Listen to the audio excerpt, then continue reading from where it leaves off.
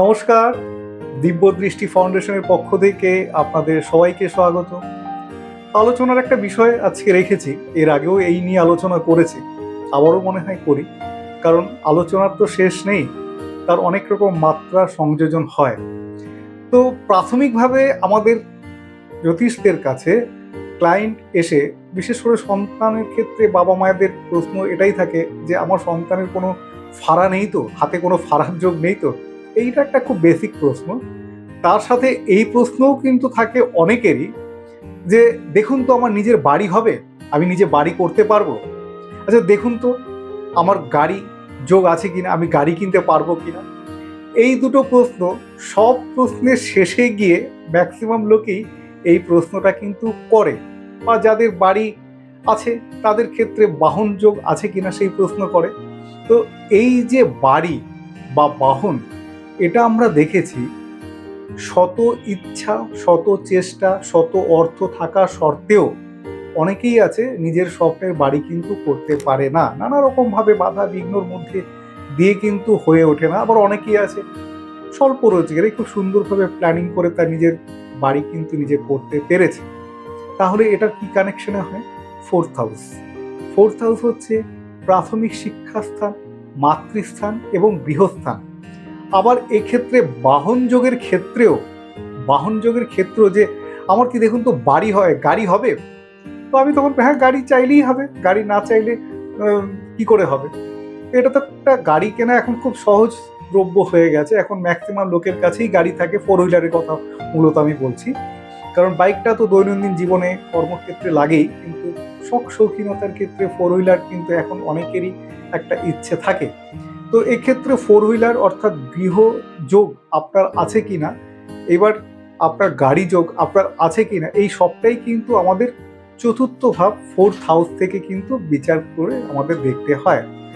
তো খুব প্রাথমিকভাবে আমাদের যদি দেখতে হয় সেটা হচ্ছে ফোর্থ হাউস।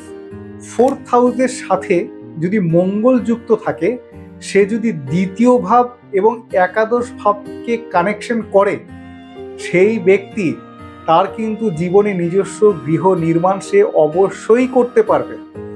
দুই কেন? দুই মানে হচ্ছে অর্থ। একাদশ মানে কি? একাদশ মানে হচ্ছে সাকসেস, অর্থাৎ অর্থ এবং সাকসেস, তার সাথে ফোর্থ হাউস। মঙ্গল মানে হচ্ছে আমাদের ল্যান্ড প্রপার্টি। এবার এক্ষেত্রে প্রশ্ন থাকতেই পারে যে জমি কিনে বাড়ি করবে, বহুতলে বাড়ি হবে, পুরনো বাড়ি কিনবে না নতুন বাড়ি নির্মাণ করবে, বহুতলে বাড়ি হবে কিনা। এই টোটাল কিন্তু ফোর্থ হাউসের কানেকশন দেখলে বোঝা যায়। আবার অনেক ক্ষেত্রে এটাও থাকে যে গৃহযোগ নেই, যখন আপনার গৃহযোগ শেষ বয়সে গিয়ে হবে কিন্তু আপনি নিজে কিন্তু বাড়ি ভোগ করতে পারবেন না, এই প্রকারও যোগ থাকে। আবার এক্ষেত্রে ফোর্থ হাউস থেকে কিন্তু আমাদের বাহন যোগ সেটাও কিন্তু নির্ধারণ হয়। ফোর হুইলারের কথা মূলত বলছি, কারণ প্রথমেই বললাম টু হুইলারটা শখের থেকে বেশি প্রয়োজনীয়। সবার কাছে এখন সাইকেল উঠে গিয়ে ফোর হুইলার, এই বাইক বা স্কুটিটাই বেশি ব্যবহার হয়। তো এক্ষেত্রেও কিন্তু চতুর্থ ভাবের সাথে শুক্র, শুক্র মানে কি? শুক্র মানে হচ্ছে লাক্সারি, আমাদের শখ, শৌখিনতা, রুচি, আমাদের ভালোবাসা, এই জায়গা কিন্তু শুক্র দেয়। ফোর্থ হাউস, ফোর্থ হাউসের সাথে শুক্রের কানেকশন থাকতে হবে, এবং তার সাথে অবশ্যই দ্বিতীয় ভাব এবং একাদশ ভাবের কিন্তু সংযোগ স্থাপন থাকতে হবে শুক্রকে সাথে করে নিয়ে। খুব সিম্পল ক্যালকুলেশন করতে, এটা বিশেষ কিছু সময়ের ব্যাপার নেই। ডিগ্রি দেখতে হবে, নক্ষত্র দেখতে হবে, তার সাথে দশা অন্তর্দশা এবং ট্রানজিটটা দেখতে হবে, তাহলেই কিন্তু দুয়ে দুয়ে যোগ করে 4 করা যাবেই। অর্থাৎ গৃহযোগ বা বাহন যোগ আছে কিনা এটা কিন্তু খুব সহজভাবেই বোঝা যায়। আবার অনেক ক্ষেত্রে এটাও থাকে যে বাহন যোগ রয়েছে, ফোর্থ হাউস বাহন যোগ হওয়ার ক্ষেত্রে যে শুক্রের কানেকশন এবং ফোর্থ হাউস একাদশ ভাব দ্বিতীয় ভাব সব কানেকশন করেছে, কিন্তু সেই ক্ষেত্রে দেখা গেল কোনো পাপগ্রহ কিন্তু তার মধ্যে ঢুকে গেছে, তাহলে কি হবে?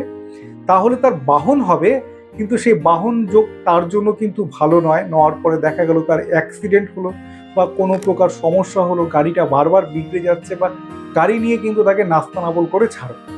অর্থাৎ গৃহশান্তি বা গাড়ির সুখ সেটা আপনার জন্মছকে আছে কিনা, বা আপনার জন্মছকে সেটা হচ্ছে কিনা, সেটা টোটালটাই কিন্তু চতুর্থ ভাব থেকে কিন্তু বিচার বিশ্লেষণ করে আমরা জানতে পারি, বুঝতে পারি। অ্যাস্ট্রোলজি এমন একটা সাবজেক্ট যেটা দুয়ে দুয়ে যোগ করলে 4 হবেই, বা একটা জন্ম ছক দেখলে তার কিন্তু সমস্ত কিন্তু ইতিহাস ভূগোল, তার জীবনের সম্ভাব্য দিক, তার জীবনের চলার পথ, জীবনে কি হতে পারে, কোন দিকটা তার জন্য ঠিক, কোন দিকটা ভুল, সেই সমস্ত জায়গাগুলো কিন্তু জন্ম ছক দেখে কিন্তু বিচার বিশ্লেষণ করে একজন জ্যোতিষী কিন্তু সম্পূর্ণরূপে প্রেডিকশন করে আপনাদের কিন্তু গাইড করতে পারে। আজকের মতো এইখানেই, সবাই ভালো থাকবেন, নমস্কার।